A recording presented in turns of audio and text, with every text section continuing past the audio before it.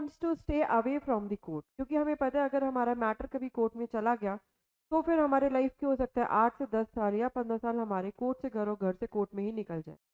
तो पॉइंट ये उठता है कि इसका रीज़न क्या है। इसके बहुत सारे रीज़न है, उसमें से एक रीज़न ये भी है कि जो डिफ़ॉल्टी पार्टी है वो कभी भी डेट पर अपीयर नहीं होती या होना नहीं चाहती है, क्योंकि अगर पार्टी डेट पर अपीयर नहीं होगी तो मैटर आगे कैसे बढ़ेगा। तो पॉइंट ये उठता है कि अगर डिफ़ॉल्टी पार्टी कभी अपीयर ही नहीं होती तो क्या केस कभी आगे बढ़ेगा ही नहीं, या फिर हमारे पास ऐसे कोई प्रोविजन है जो कि डिटरेंस क्रिएट करें कि पार्टी जो है डेट वाले दिन अपीयर हो। Yes, we have such provision in CPC which create deterrence in the mind of the party to appear on the date of hearing, और उसी को हम इस टॉपिक में इस वीडियो में पढ़ेंगे। Hello everyone, I am Jyoti Saxena. Understand law conceptually with me. So let's proceed. Such provision is given such provision is given under Order 9. Order 9 हमारा सीपीसी का जो है वो हमें इसके प्रोविजन देता है। तो आइए देखते हैं। मैंने कुछ कंडीशन यहाँ पर लिखी हैं कि जब दोनों पार्टीज अपीयर नहीं होती हैं तब उस सिचुएशन में क्या होगा। अगर मान लीजिए प्लेंटिफ जो है वो अपीयर नहीं हुआ है, नॉट अपीयर, लेकिन डिफेंडेंट जो है वो अपीयर हो गया है, तो उस सिचुएशन में क्या होगा।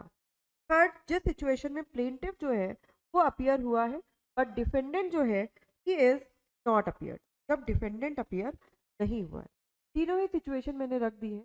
लेट्स सी कि किस सिचुएशन में कोर्ट किस तरीके के ऑर्डर्स को पास कर सकता है। इस पूरे टॉपिक को कवर करने के लिए हमें सिर्फ और सिर्फ ऑर्डर 9 सीपीसी ही पढ़ना पड़ेगा। This topic is very important specially for judiciary aspirants. और अगर आप लॉ का कोई भी एग्जाम दीजिए, जेएलओ का हुआ, एपीओ का, एपीपी का हुआ, तो ये सभी एग्जाम्स के लिए इंपॉर्टेंट है। I will cover it each and every part of this topic and conceptually. So let's see, if both the parties are not appear, order 9 का रूल 3 प्लस रूल 4 इस सिचुएशन में लगेगा। अगर प्लेंटिफ अपीयर नहीं हुआ है और डिफेंडेंट अपीयर हुआ है तो इस सिचुएशन में रूल 8 और रूल 9 लगेगा। अगर प्लेंटिफ अपीयर हुआ है बट डिफेंडेंट अपीयर नहीं हुआ है तो इस सिचुएशन में रूल 6 और रूल 7 ऑफ ऑर्डर 9 लगेगा। अब ये देखते हैं कि ये रूल कहते क्या है। अगर दोनों पार्टीज अपीयर नहीं हुई है तो रूल 3 के अकॉर्डिंग कोर्ट क्या कर सकता है, सूट को डिसमिस कर सकता है। और अगर केस डिसमिस हो गया है तो प्लेंटिफ क्या कर सकता है, क्योंकि केस जो है वो प्लेंटिफ का है और उसका केस डिसमिस हो चुका है, तो इस डिसमिसल के अगेंस्ट प्लेंटिफ क्या कर सकता है, he may go for set aside of dismissal order और he may go for fresh. अब इन दोनों में अंतर क्या है, देखिए अगर plaintiff dismiss set aside of dismissal order के लिए गया है तो वहाँ पर उसकी कोर्ट फीस वगैरह जो है वो बच जाएगी, क्योंकि केस जहाँ पे डिसमिस हुआ था वहीं से वो फर्दर कंटिन्यू करेगा। In case of fresh suit, जो आपने पहले वाले सूट में court fees and all everything आपने फाइल किया था वो सब फोरफीट हो जाएगा और आपको दोबारा से कोर्ट फीस फाइल करना रहेगा। तो इस केस में अगर सेट असाइड हो जाता है that would be better option. अगर मान लीजिए प्लेंटिफ जो है वो अपीयर नहीं हुआ है लेकिन डिफेंडेंट अपीयर हुआ है तो उसके लिए रूल 8 जो है वो ये कहता है अगेन सूट क्या हो जाएगी, डिसमिस हो जाए। The point is it dismissal order के लिए प्लेंटिफ क्या क्या कर सकता है वो हमें रूल 9 में दे रखा है और रूल 9 ये कहता है यहाँ पर plaintiff may go for set aside of dismissal order, but यहाँ पर नो फ्रेश सूट अलाउड। अभी फ्रेश सूट जो है वो फाइल नहीं हो सकती। अगर कोर्ट ने सेटिसाइड कर दिया जब तो ठीक है, अदरवाइज तो ये मैटर जो है यहीं कहीं डिसमिस हो जाएगा, लेकिन प्लेंटिफ जो है फ्रेश सूट फाइल नहीं कर सकता। थर्ड जो है, दिस इज वेरी इंपॉर्टेंट, अगर प्लेंटिफ अपीयर हुआ है बट डिफेंडेंट अपीयर नहीं हुआ उसके लिए रूल 6 लगता है और रूल 6 ये कहता है कि अगर डिफेंडेंट को समन सर्व हुआ है प्रॉपरली, समन तो आप समझते ही होंगे जिसमें डेट ऑफ अपीयरेंस लिखी होती है, इस तारीख पर आपको कोर्ट में अपीयर होना है।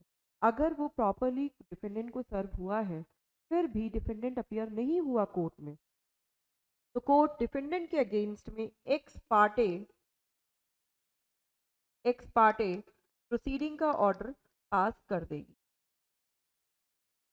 अब एक्स पार्टी प्रोसीडिंग क्या होता है मैं अभी आपको थोड़ी देर में बताती हूँ। और रूल 7 में हमें प्रोसीजर दिया हुआ है कि इस एक्स पार्टी प्रोसीडिंग के ऑर्डर को हम कैसे, मतलब डिफेंडेंट कैसे सेट असाइड करा सकता है।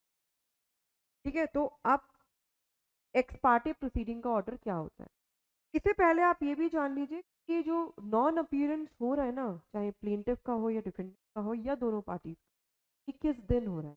This is happening on first hearing. To remember, order 9 जो है वो सिर्फ और सिर्फ फर्स्ट हियरिंग वाले दिन ही जो है एप्लीकेबल होता है। जैसे कि यहाँ पे सूट हमारा फाइल हुआ, सूट इज फाइल्ड, फिर यहाँ पे समन का ऑर्डर आया, कोर्ट ने समन का ऑर्डर पास किया। लाइकवाइज समन जो है वो डिफेंडेंट को सर्व किए गए।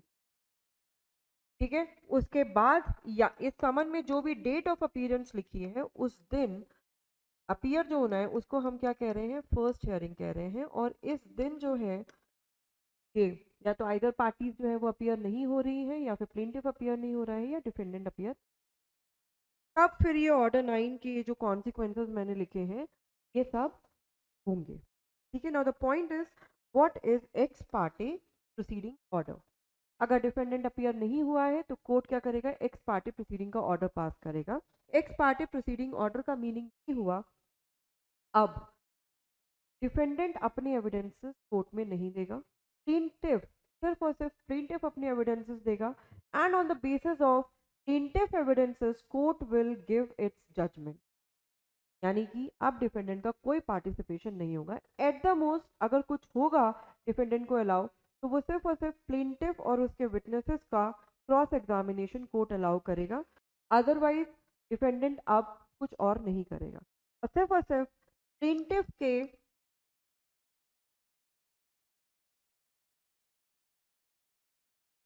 प्लेंटिफ के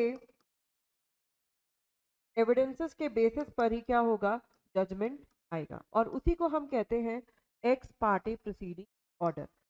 जब ये एक्स पार्टी प्रोसीडिंग चल रही है, जब डिफेंडेंट के एविडेंसेस नहीं लिए गए, सिर्फ प्लेंटिफ के एविडेंसेस लिए गए, और कोर्ट ने पूरी हियरिंग कंडक्ट करी और उसके बाद अपना अगर जजमेंट दिया, तो उस जजमेंट को हम क्या कहेंगे, we will call it ex parte decree. क्या कहेंगे हम, एक्स पार्टे डिक्री।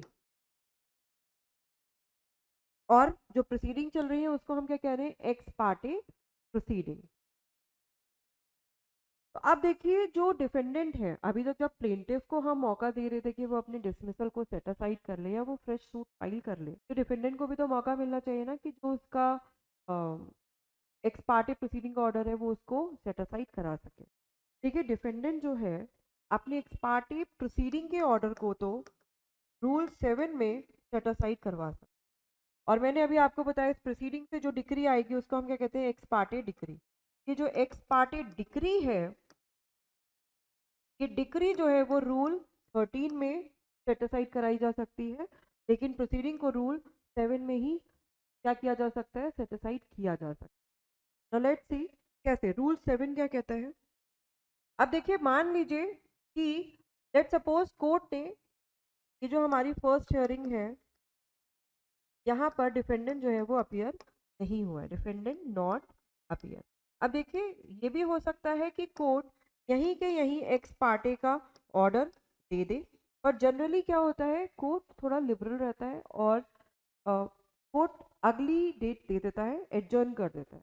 या तो यहीं के यहीं एक्स पार्टी का ऑर्डर दे दे, या फिर कोर्ट में एडजर्न हियरिंग यहाँ पर एडजर्न कर दे। और अगर मान लीजिए एडजर्न हियरिंग पर भी डिफेंडेंट अपीयर नहीं होता है, तब फिर वो यहाँ पर एक्स पार्टे का ऑर्डर, एक्स पार्टे प्रोसीडिंग का ऑर्डर दे दे। ठीक है, तो दो चीज़ें हो सकती हैं, या तो फर्स्ट हियरिंग वाले दिन, उसी दिन वेरी फर्स्ट हियरिंग डे पर ही डिफेंडेंट अपीयर नहीं हुआ, उसको समन सर्व हुए थे लेकिन वो अपीयर नहीं हुआ, तो कोर्ट ने क्या किया, एक्स पार्टे प्रोसीडिंग का ऑर्डर दे। हो सकता है कि कोर्ट थोड़ा लिबरल रहे और कोर्ट उस दिन एक्स पार्टी का ऑर्डर ना पास करके एक नेक्स्ट डेट दे दे, एडजर्न कर दे हियरिंग, और यहाँ पर देखिए अगर डिफेंडेंट अभी भी नहीं आता है तो यहाँ पर जाके एक्स पार्टे प्रोसीडिंग का ऑर्डर पास करे। तो हम मान के चलते हैं, लेट्स सपोज कोर्ट ने यहाँ पर एक्स पार्टे नहीं दिया था, कोर्ट ने एडजर्न कर दी थी हियरिंग, और यहाँ पर भी क्या हुआ, डिफेंडेंट अपीयर नहीं हुआ, तो कोर्ट ने अल्टीमेटली क्या किया, एक्स पार्टी प्रोसीडिंग का ऑर्डर दे दिया।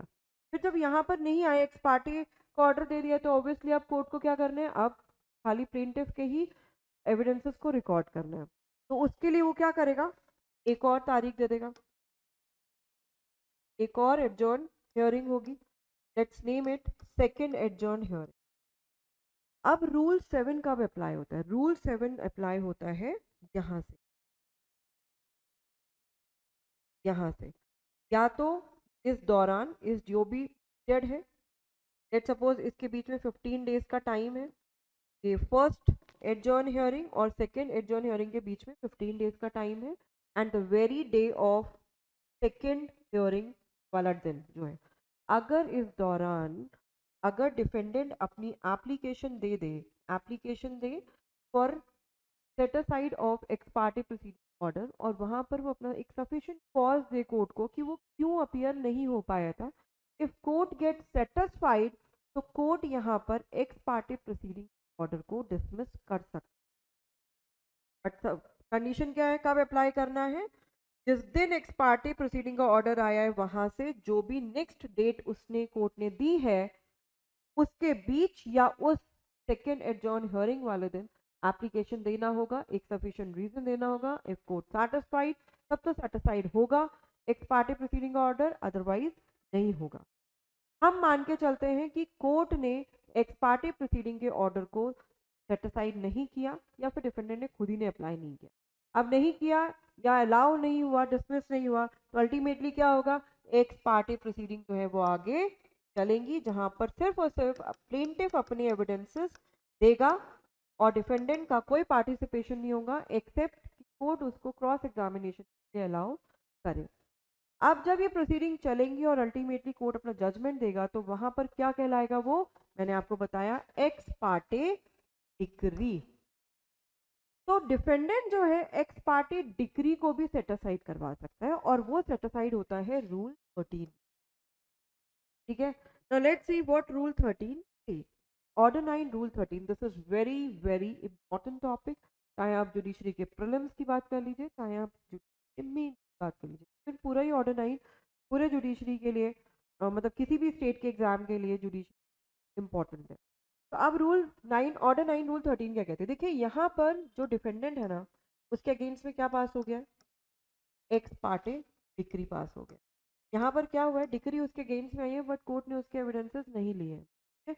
यहाँ पर डिफेंडेंट के पास दो ऑप्शन है, या तो ही में go for the appeal, appeal file होगी सेक्शन 96 क्लॉज 2 में, या फिर जो डिफेंडेंट है ही में go for application under order 9 rule 13 to set aside ex parte decree. This D is a decree everywhere.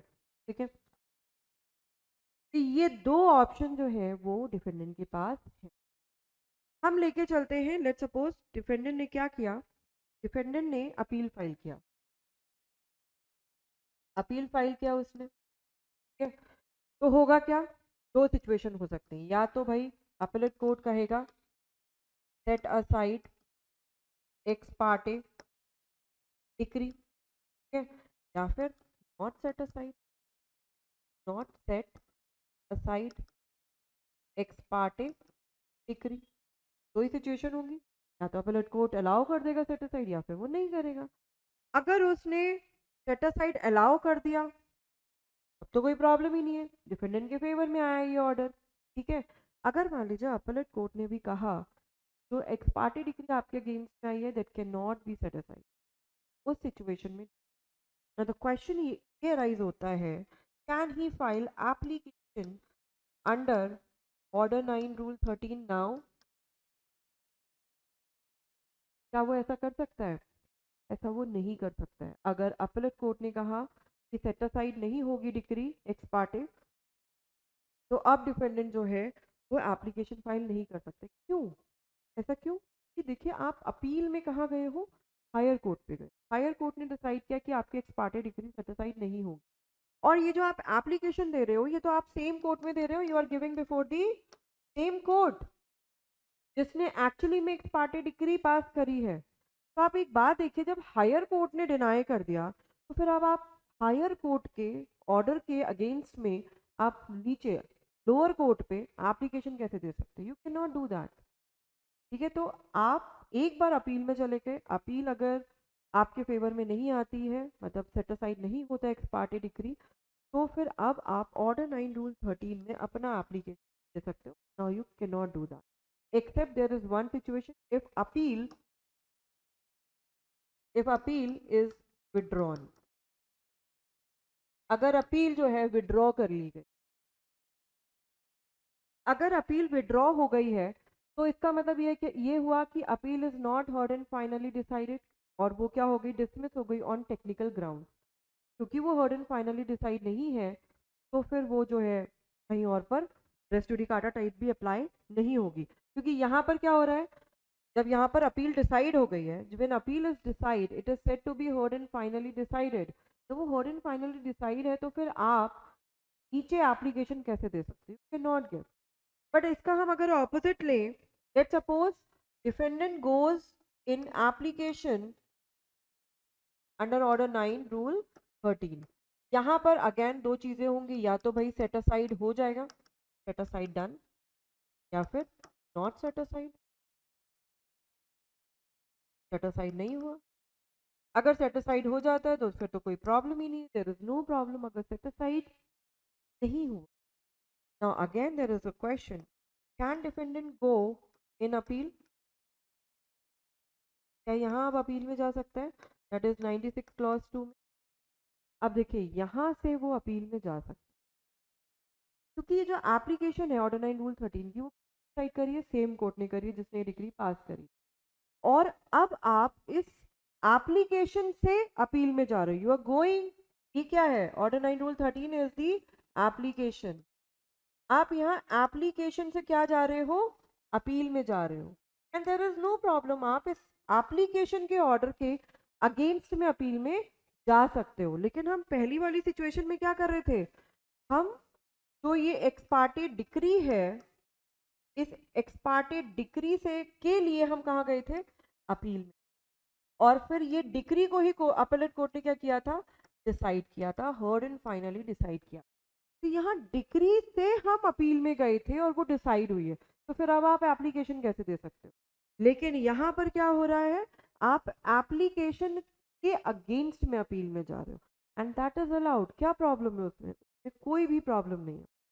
तो ध्यान रखिए, अगर डिफेंडेंट, यही पॉइंट है जो क्वेश्चन में पूछ लिया जाता है, और यही बेसिक कॉन्सेप्ट है कि अगर क्वेश्चन ये आए कि डिफेंडेंट अपील में गया, अपील जो है उसके फेवर में नहीं आए, can he file the application, no, now he can not file the application. But if the defendant goes in application order 9 rule 13 का सेटिस्फाइड कराने के लिए, और कोर्ट ने सेटिस्फाइड नहीं किया, तो इस एप्लीकेशन के ऑर्डर के अगेंस्ट में डिफेंडेंट अपील में जा सकता है। वन मोर थिंग, इस एप्लीकेशन को फाइल करने का जो डेज होते हैं, that is 30 days, which is given under article 123 of Indian limitation act, ILA is Indian limitation act. So this is it for this topic. ये सारे प्रोविजन हैं अगर पार्टी अपीयर नहीं होती है तो, ऐसा नहीं है कि देयर इज नो प्रोविजन। ठीक है, जस्टिस जो है वो टाइम पर देने की पूरी कोशिश की जाती है, और हमारा लॉ भी अच्छा है, ऐसा नहीं है कि हमारा लॉ अच्छा नहीं। ठीक है, ये कॉन्सेप्ट है जो एग्जाम में आपको काम में आएगा। And thank you so much for watching this video. Please subscribe my channel